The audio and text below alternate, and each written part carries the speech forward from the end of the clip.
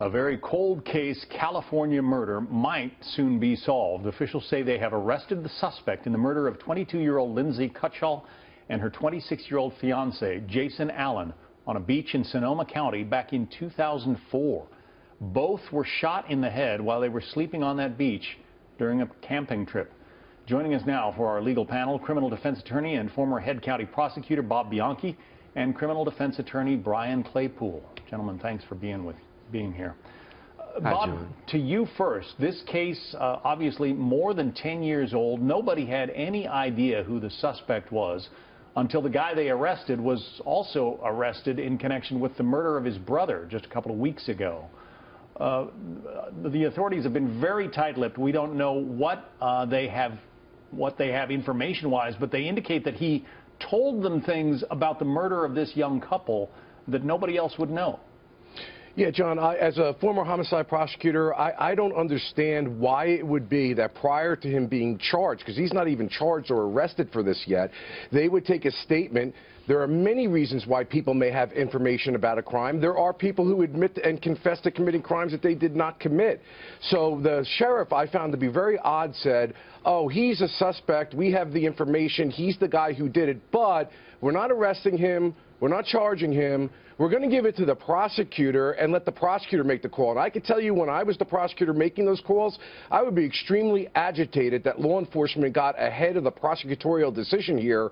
This is going to be, in my mind, a rather weak case unless the quality of the confession he gave is so solid and so supported by other evidence that there's no alternative argument. A very odd way to proceed in the beginning of this identifying him as a potential suspect. Here's the look at the suspect, Shaun Gallon. Brian, first of all, what do you think? Do you agree that maybe the police and the investigators are getting out in front of their skis here? Well, John, suspicion alone doesn't lead to an arrest or a conviction. And this is a tragic killing, and we all get that, and we want the right person convicted of the crime. But oftentimes, in cold cases, it leads to chaos. It leads to the wrong person being arrested. It leads sometimes to the wrong person being convicted. You can't arrest and convict somebody unless you have credible, reliable evidence. And Bob's right. Absent a voluntary confession, what law enforcement and the prosecution has at this moment, Sean, is not much. They don't have a weapon. They don't have any physical evidence linking Gallon to the shooting. For example, no shell casings, no DNA transfer, no blood transfer. All they have is a suspicion that he allegedly killed his brother and he had committed another crime. And that's not going to be enough. But he was picked up and questioned in connection with the case originally, Bob. Also, the murder weapon in this case is a most unusual Marlin rifle. Perhaps there are ballistics evidence that we don't know about yet. Well, to get to Brian's point and your point, John, they have tried to track down that physical evidence, the weapon, the hat that was recovered with respect to DNA, carvings that were at the scene, a beer bottle for 13 years.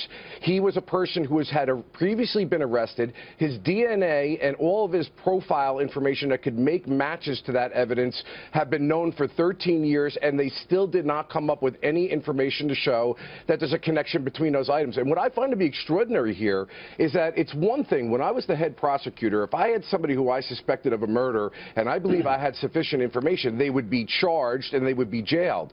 Here he was being jailed for the allegations of another murder. There was no reason why they had to get out, as you put it, ahead of their skis. They could go slow, deliberate, not make any public statements, give it to the prosecutor, have the prosecutor and the detectives gather as to what they're going to do and move forward. There's something about this that's really, really odd to me, and I have to wonder if they're not saying, we got him solid on this, so why not just throw that other one in, because we always kind of thought he did that. Well, it's just been a very troubling case. People have wondered what happened to Jason Allen and Lindsay Cutshall, a young Christian couple camped out on the beach, apparently murdered while they slept. We'll continue to keep an eye on it. Gentlemen, thanks for being with us today. Thanks, John.